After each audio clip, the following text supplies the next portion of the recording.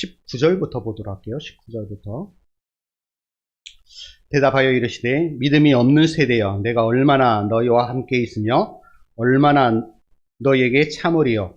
그를 내게로 데려오라 하시매 이에 데리고 오니 귀신이 예수를 보고 곧 그 아이로 심히 경련을 일으키게 하는지라. 그가 땅에 엎드러져 구르며 거품을 흘리더라. 예수께서 그 아버지에게 물으시되 언제부터 이렇게 되었느냐 하시니 이르되 어릴 때부터이다. 귀신이 그를 죽이려고 불과 물에 자주 던졌나이다. 그러나 무엇을 할 수 있거든 우리를 불쌍히 여기사 도와주옵소서. 예수께서 이르시되 할 수 있거든이 무슨 말이냐. 믿는 자에게는 능히 하지 못할 일이 없느니라 하시니 곧 그 아이의 아버지가 소리를 질러 이르되 내가 믿나이다. 나의 믿음 없는 것을 도와주소서 하더라. 예수께서 무리가 달려와 모이는 것을 보시고 그 더러운 귀신을 꾸짖어 이르시되 말 못하고 못 듣는 귀신아 내가 내게 명하노니 그 아이에게서 나오고 다시 들어가지 말라 하시매 귀신이 소리 지르며 아이로 심히 경련을 일으키게 하고 나가니 그 아이가 죽은 것 같이 되어 많은 사람이 말하기를 죽었다 하나 예수께서 그 손을 잡아 일으키시니 이에 일어서니라. 집에 들어가심에 제자들이 조용히 묻자오되 우리는 어찌하여 능히 그 귀신을 쫓아내지 못하였나이까. 이르시되 기도 외에 다른 것으로는 이런 종류가 나아갈 수 없느니라 하시니라. 믿음으로 승리하는 저와 여러분 되어지기를 주님의 이름으로 축원합니다. 오늘 우리의 본문인 마가복음 9장은 두 부분으로 되어 있습니다. 앞부분은 산 위에서의 그러한 사건, 소위 말하는 변화산 사건이다라고 그렇게 일컬어집니다. 또 하나는 산 아래서의, 또는 우리 보면 산 아래서의 그 상황, 이 두 상황이 같이 이렇게 벌어지고 있는 상황입니다. 우리가 잘 아는 변화산 사건은 예수님께서 제자 베드로와 요한과 야고보를 데리시고 산에 올라가십니다. 그랬더니 그곳에 예수님께서 구약을 대표하는 모세와 그리고 엘리야 선지자와 함께 하나님의 그 영광을 나타내고 있는 그 모습을 제자들이 보게 됩니다. 그 모습을 보고 제자 중에 베드로가 이렇게 이야기를 합니다. 베드로가 예수께 고하되 라삐여 우리가 여기 있는 것이 좋사오니. 그 산 위에서 예수님과 모세와 엘리야가 함께 있는 그 영광을 바라보고 그 곳에 있는 것이 얼마나 좋고 영광스러웠으면 베드로가 예수님께 이렇게 고백을 하겠습니까? 그런데 그들은 그 산 위에만, 그 영광스러운 그 자리에만 있을 수 없습니다. 그들은 반드시 그 산 위에서 산 아래로 내려가야 합니다. 왜 그럴까요? 산 위는 그들이 계속 있어야 할 그 자리가 아니라 그들이 일상을 살아가는 그 자리가 바로 산 아래이기 때문입니다. 그런데 이런 영광스러운 곳에 있을 때 산 아래에서는 엄청난 일들이 벌어지고 있습니다. 예수님의 남은 제자, 9명의 남은 제자가 그곳에서 귀신을 내쫓아야 되는데 귀신을 내쫓지 못합니다. 그 상황을 아신 예수님께서 세 제자와 더불어서 그 산을 내려가십니다. 그래서 마가복음 9장 9절에 이렇게 말씀하십니다. 그들이 예수님과 베드로, 요한, 야고보 이렇게 그들이 산에서 내려올 때에 산 위에만 있는 것이 아니라 반드시 그들은 산 아래 그들의 삶의 터전으로 내려가게 됩니다. 산 위에서의 상황, 산 아래에서의 상황. 어찌 보면 우리의 삶의 여정하고 비슷한 것 같습니다. 주일 되면 우리 교회에 모여서 함께 찬양하고 예배하고 말씀을 통하여서 은혜를 뭐 충만하게 받는지 조금 받는지는 제가 알 수 없지만 말씀을 통하여 은혜를 받고 찬양을 통하여 은혜를 받습니다. 은혜로 충만한 그 상태. 근데 그 상태가 계속 유지되면 얼마나 좋겠습니까? 그런데 교회의 문을, 예배당의 문을 나서는 그 순간부터 걱정과 근심, 여러 가지 삶의 어려움들이 내 안으로 들어옵니다. 그게 현실입니다. 하지만 우리는 그렇게 살아가야 할 곳이 바로 그곳입니다. 살아내야만 하는 곳이 그곳입니다. 받은 은혜를 따라서 살아내야 할 그 자리가 우리의 삶의 현장, 바로 산 아래에서의 삶인 것입니다. 즉, 예배를 통하여 성공하였지만 그 성공이 삶까지, 우리의 삶의 현장까지 이어지느냐? 결코 그렇지 않다라는 사실입니다. 성공하였지만 우리 삶의 현장에서는 실패할 때가 얼마나 많이 있습니까? 이런 상황이 구약에서도 볼 수가 있습니다. 이스라엘 백성들이 출애굽하여서 광야길을 거쳐서 시내산 앞에 정착하게 됩니다. 그때 모세는 하나님의 부르심을 따라서 시내산에 오르게 됩니다. 그 시내산에서 40일이라는 그 시간 동안 하나님과 독대를 합니다. 또한 그를 통하여서 하나님께서 이스라엘 백성들 가운데 말씀을, 율법을 주십니다. 그런데 산 위에서 상황과 반대로 이 산 아래에서는 그들이 어떠한 상황이 벌어지고 있는가 하면은 모세가 없는 그 상황이 너무나 두려움에 쌓여 있는 이스라엘 백성들이 눈에 보이는 그들의 하나님, 여호와 하나님을 만들어 달라라고 요청을 합니다. 보실까요? 출애굽 31장 18절에서 여호와께서 시내 산 위에서 모세에게 이르시기를 마치신 때에 해서 증거판을 하나님께서 친히 쓰셔서 주십니다. 그런데 이스라엘 백성들은 어떻게 하고 있는가 한번 봅시다. 출애굽 32장 1절에 백성이 모세가 산에서 내려옴이 더딤을 보고 모여 백성이 아론에게 이르러 말하되 일어나라 우리를 위하여 우리를 인도할 신을 만들라. 이 모세 곧 우리를 애굽 땅에서 인도하여 낸 사람은 어찌 되었는지 알지 못함이라. 모세가 없는 그 상황이 이스라엘 백성들에겐 두려움으로 다가왔습니다. 지금 시내산 위에서는 모세가 하나님의 그 율법의 말씀, 십계명의 말씀을 받고 영광스러운 그 자리에 있는 그 시간에 이스라엘 백성들은 산 아래에서 우상을 만들고 그를 통하여서 하나님 앞에 범죄하고 있는 그 모습, 산 위에서는 성공의 삶을 살고 있는 듯 하지만 산 아래에서의 삶은 그들은 실패하고 좌절하고 절망하고 그를 통하여서 하나님의 심판이 그들 가운데 임하게 되는 것을 볼 수가 있습니다.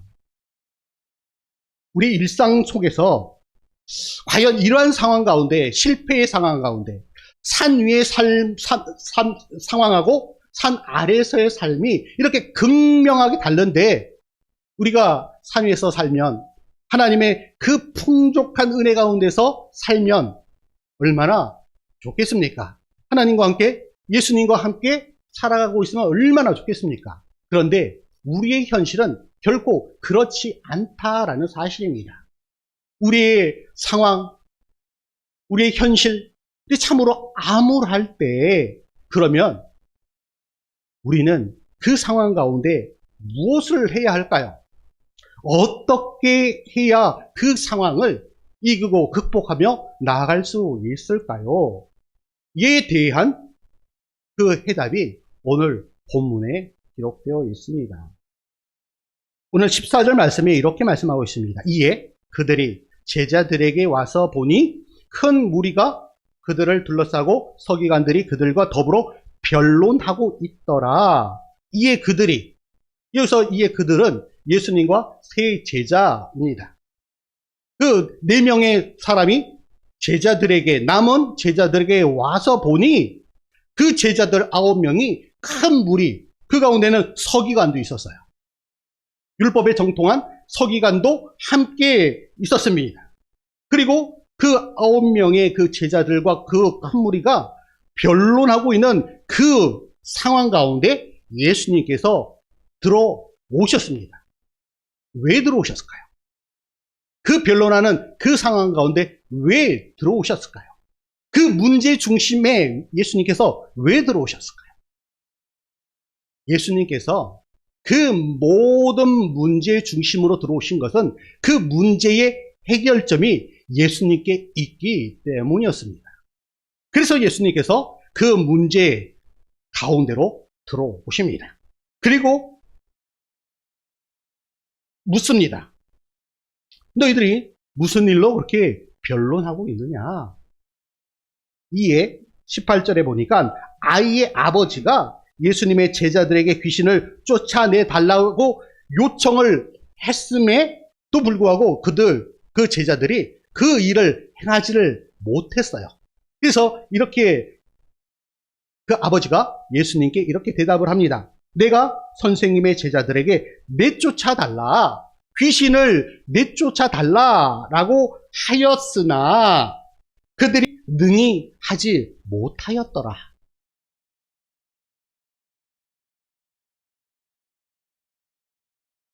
이에 예수님께서 이렇게 대답을 하십니다. 19절입니다.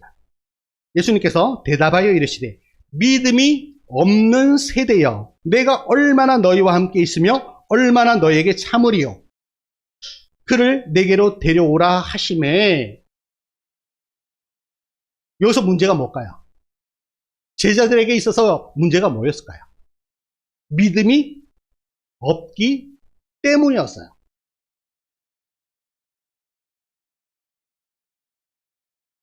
그러면 그들이 왜 예수님으로부터 믿음이 없다라고 그렇게 후중을 들었을까요?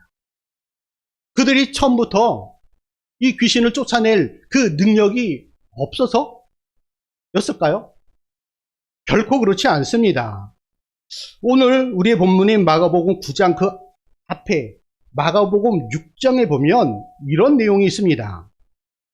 제자들이 나가서 회개하라 전파하고 많은 귀신을 쫓아내며, 이미 제자들은 많은 귀신을 쫓아낸 경험이 그들에게 있었어요.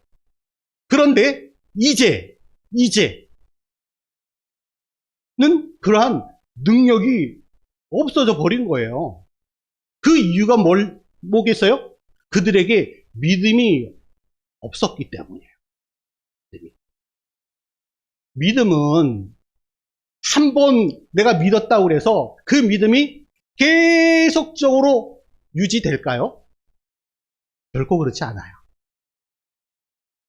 그 믿음을 계속 유지하기 위해서는 말씀의 자리, 기도의 자리, 하나님 앞에 나아가는 그 자리가 반드시 있어야 믿음이 계속적으로 유지가 될 수가 있습니다. 아마도 제자들은 처음에 그들의 능력으로 귀신을 내쫓은 이후에 그들은 안일하게 생각했을 수도 있습니다. 교만이 그들의 심령 가운데 자리 잡았을 수도 있습니다. 내가 과거에 그렇게 했기 때문에 뭐 지금 그렇게 할 수 있어. 지금 내가 이렇게 했기 때문에 미래에 나중에 지금처럼 동일하게 그렇게 할 수 있어. 이것이 바로 교만이에요. 교만. 과거에 내가 그렇게 했었다 할지라도 지금 현재 나는 그렇게 못할 수도 있습니다. 현재 내가 그렇게 못할 수도 있지만 미래에 나중에 그렇게 할 수도 있습니다. 이것을 동일하게 과거와 현재와 미래를 동일하게 유지하기 위해서는 항상 날마다 말씀 가운데 있어야 해요. 기도 가운데 있어야 하는 것입니다. 오직 믿음으로만 할 수가 있습니다. 그들에게 그 믿음이 없었어요. 오늘 본문과 병행 구절, 동일한 말씀이 사복음서에 다 기록이 되어 있습니다. 이 본문이 특별히 병행 구절인 마태복음 17장 20절에서 이렇게 말씀을 해요. 겨자씨 하나일 만한 믿음이 있다면 저 산을 옮겨서 바다에 던지우게도 할 수 있다라는 말씀이 동일한 내용에 담겨져 있어요. 그 말씀을 통하여서도 이 제자들에게는 그러한 믿음, 겨자씨만한 믿음이 없었기 때문에 그 능력을 발휘할 수 없었다라는 것을 알 수가 있습니다. 예수님께서 이렇게 말씀하십니다. 예수께서 이르시되 할 수 있거든이 무슨 말이냐? 믿는 자에게는 능히 하지 못할 일이 없느니라. 그 귀신 들린 그 아이의 아버지가 예수님께 할 수만 있으면, 우리 예수님 선생님께서 할 수만 있으시면 나를 불쌍히 여겨주시고 우리 아이를 의 귀신을 내쫓아 주세요 할 수 있으시면, 그 질문에 예수님께서 이렇게 말씀하시는 것입니다. 믿는 자에게는 능히 하지 못할 일이 없다라고 말씀을 하세요. 그랬더니 24절에 보니까 곧 예수님께서 믿는 자에게는 능히 하지 못할 일이 없다라고 말씀하시는 바로 그 순간 그 아이의 아버지가 소리를 질러 이르되 내가 믿나이다. 나의 믿음 없는 것을 도와주소서.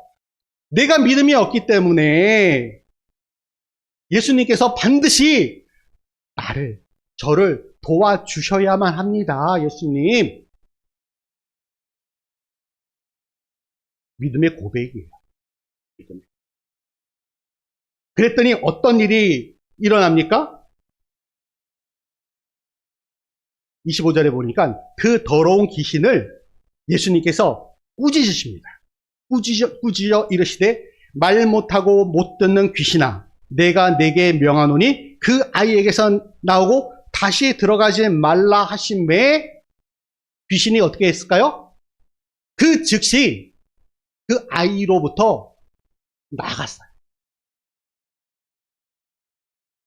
여기 보면 요 구절에서 뭔가 좀 이상한 거를 혹시 발견하지 못하셨나요? 말 못하고 못 듣는 귀신이 못 들어요. 말도 못할 뿐만 아니라 못 들어요. 그럼에도 불구하고 예수님께서 나가라 라고 명하시니까 그 귀신이 나갔어요. 못 듣는데. 예수님의 말씀은 귀로만 듣는 것이 아니라 우리의 마음으로, 우리의 심령으로 듣는 것이에요. 예수님께서 명하실 때, 말씀하실 때 단지 귀로만 듣는 것이 아니라 우리의 심령으로 들을 때 그것이 우리에게 복이 되고 우리에게 은혜가 되는 것이에요. 귀로만 들으면 어때요? 한쪽 귀로 들으면 한쪽 귀로 나가게 돼 있어요. 그러나 하나님의 그 살아있는 그 말씀은 우리가 귀로 듣는 것 같지만 귀로 듣는 것이 아니라 우리의 심령, 우리의 마음, 우리의 영혼으로 듣는 것이에요. 그러니까 이 귀신이 떠나간 것이에요. 예수님의 그 명령에 순종하여 떠나간 것입니다. 그런데 한번 볼까요? 28절에 보니까 이렇게 우리는 어찌하여 능히 그 귀신을 쫓아내지 못하였나이까. 귀신 들린 그 아버지, 그리고 이 귀신과 쫓겨나간 귀신과 대조적으로 아직까지도 그 상황 파악을 못하고 있는 그 제자의 모습. 그러니까 예수님께 이렇게 묻죠. 어찌하여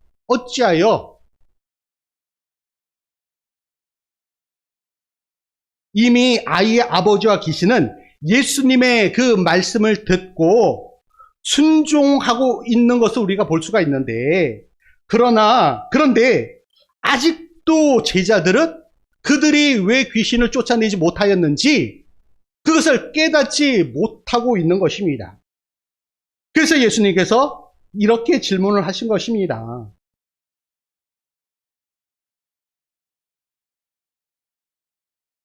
제자들의 그 믿음 없는 거, 저와 여러분의 모습,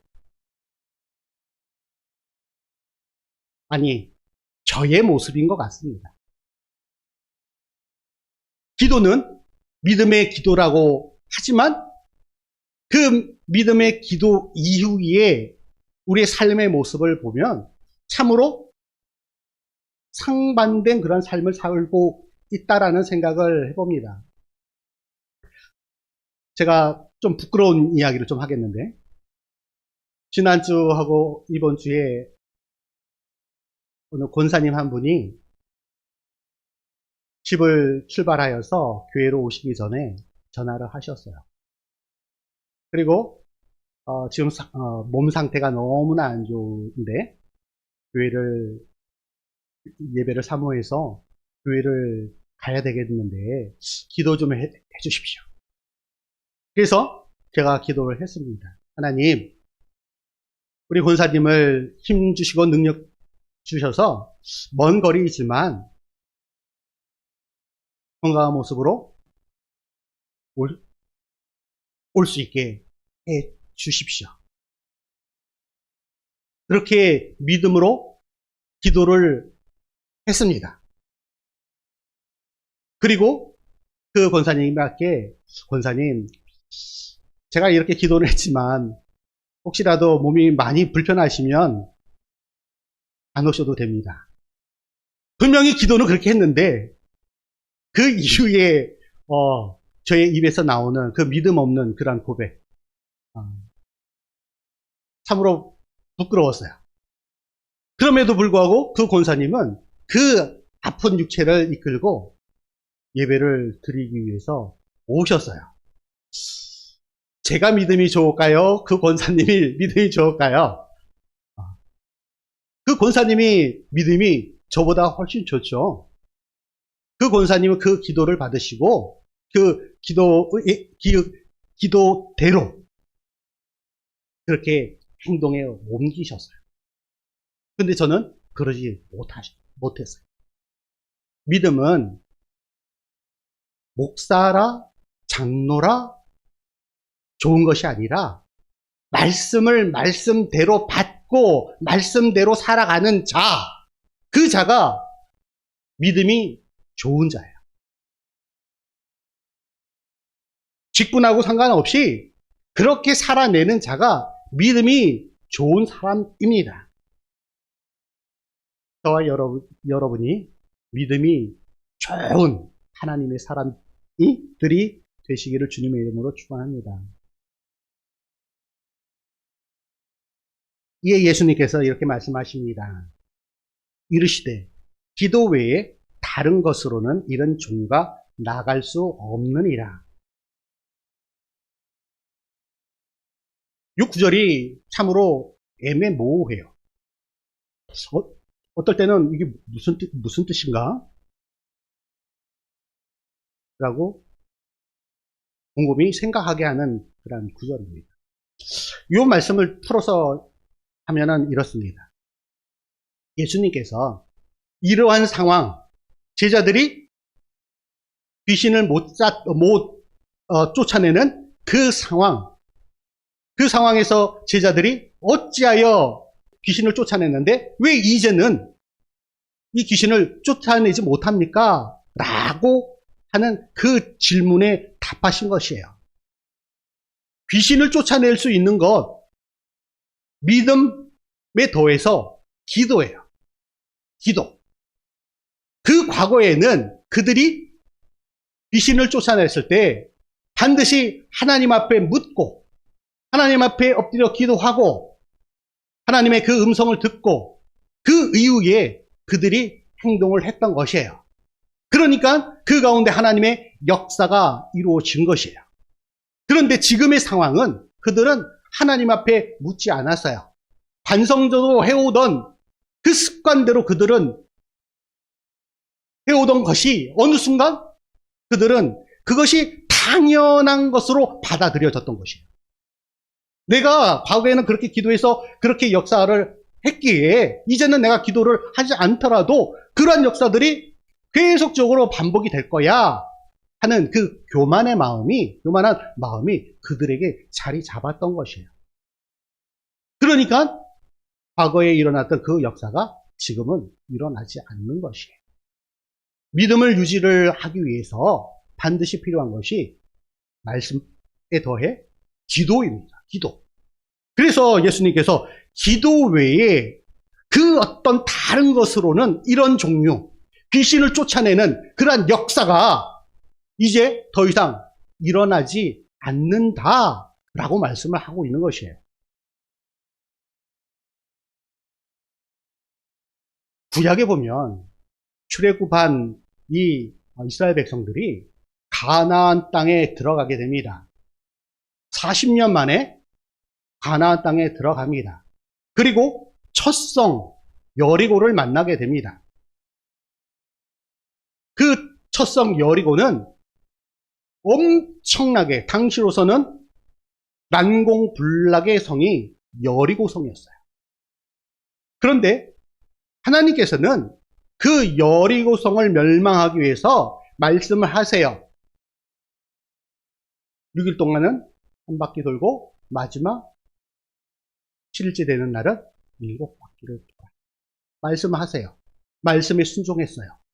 그리고 그들이 말씀에 순종해서 말씀과 더불어 그들은 하나님 앞에 이렇게 기도했을 것입니다. 하나님 앞에 믿음으로 순종했을 때 하나님의 역사가 이곳에 임하실 것을 믿습니다라는 믿음의 기도가 첨부가 되었을 거예요. 그래서 놀라운 일이 그 여리고 성 가운데 일어났던 것이에요. 그런데 그들이 그 이후에 아이성이라는 조그만 여리고 성에 비하면 아주 조그만 성을 만나게 됩니다. 그런데 그 조그만 성을 무너뜨리지는 못해요. 그에 반하여서 이스라엘 백성들은 엄청난 희생을 맞이하게 됩니다. 이에 이스라엘 백성들은 낙심해요. 그리고 원망을 합니다. 여호수아를 원망을 합니다. 여호수아가 하나님 앞에 묻습니다. 왜 여리고성은 그 큰 성 여리고성은 우리가 무너뜨렸는데 이 아이성은 왜 무너뜨리지 못하였습니까? 이에 하나님께서는 너희가 나에게 묻지 않았기 때문에 그 성으로 들어가서 그 성을 멸망시킬 것을 나에게 묻지 않았기 때문에 그들은 이미 여리고성이라는 그 엄청난 일을 이루었기 때문에 이제 그 조그만 성은 우리가 기도하지 않고 아무것도 하지 않아도 그 성은 반드시 무너질 거야 라는 그러한 자만심, 교만이 그들에게 자리 잡았던 것입니다. 그랬기 때문에 그 작은 성을 무너뜨리지를 못했어요. 우리가 큰 일이 이루어졌을 때 작은 일은 외면하는 경우가 참으로 많이 있습니다. 내가 과거에 이런 일을 했는데 이거는 아무것도 아니야 하는 그 안일함이 우리를 실패하게 만듭니다. 우리를 패배하게 만듭니다. 작은 것이라도 최선을 다하여서 믿음으로 하나님 앞에 기도함으로 작은 것에 충성할 수 있는 저와 여러분이 되어지기를 주님의 이름으로 축원합니다. 우리가 산 위에서 살아가는 삶이 아니라 우리 대부분의 삶은 산 아래서의 삶입니다. 그 산 아래서의 삶, 고통이고 어려움이고 고난이 첩첩산중으로 계속적으로 반복되어지는 그러한 삶의 순간순간입니다. 그때 우리에게 필요한 것이 과연 무엇입니까? 믿음입니다. 기도입니다. 그것을 통하여서 그 어려운 상황, 문제를 해결할 수 있음을 믿습니다. 이번 한 주간도 어려운 상황을 닥쳤을 때, 산 아래에서의 삶을 살아갈 때 믿음으로 승리하시고 기도로 이겨내시는 저와 여러분이 되어지기를 주님의 이름으로 간절히 축원합니다. 하나님 감사합니다. 우리가 산 위에서 그 영광을 바라보며 살아가면 얼마나 좋겠습니까? 하지만 우리의 삶은 산 아래에서의 삶, 우리의 일상이 그곳이다라는 사실을 깨닫고 때로는 어려움과 고난의 순간순간에 우리 하나님께서 우리와 함께 하신다라는 그 믿음으로 또한 그 어려운 속에서도 우리 하나님께서 일하심을 믿고 간절히 소망하는 그 기도로 이겨내고 승리하는 우리 주의 성도들 되게 하여 주시옵소서. 그 믿음으로 살아가는 우리 모든 주의 성도들 되기를 간절히 소망하며 예수 그리스도의 이름으로 기도드리옵나이다. 네. 우리